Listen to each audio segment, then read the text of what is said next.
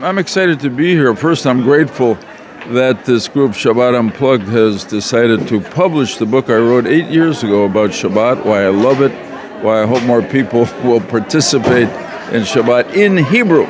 So this is a great honor for me, and I'm grateful for it. Also, I think the idea now of trying to use Shabbat as a way to create more unity in Israel among the Jewish people is an inspiring idea. And look, not everybody will always observe Shabbat according to every halachic standard. I try to myself, I do. I fail sometimes, but I try. But the important thing is that there is already 50% and more of the Israeli public that says they observe Shabbat in some way. And really that itself, that fact, is a source of unity, and we should get the number up to 75%. And be Yisrael Hashem someday 100%. Would you say that in this generation, the generation of our smartphones and all, it's actually even easier to tell the story or to understand the significance and the importance? Listen, the origins of Shabbat are part of, at the base of our life and how we view our life. I mean, we believe that Hashem created the heavens and the earth and us, and did that in 6 days and then rested on the seventh, Vayinafash, so we rest in gratitude for that. That's timeless.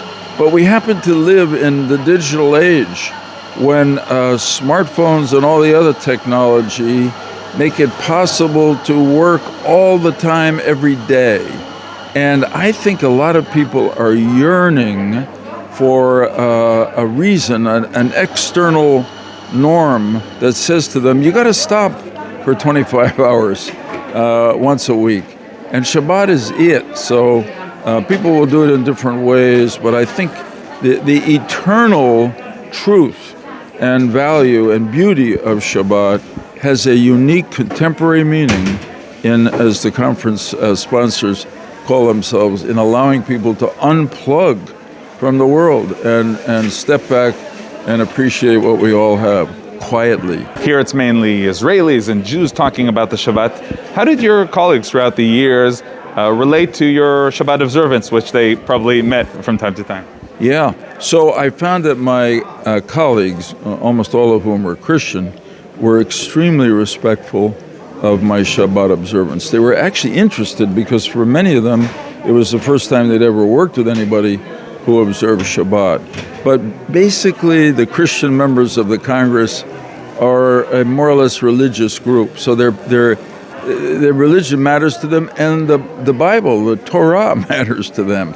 So they were very interested and very respectful.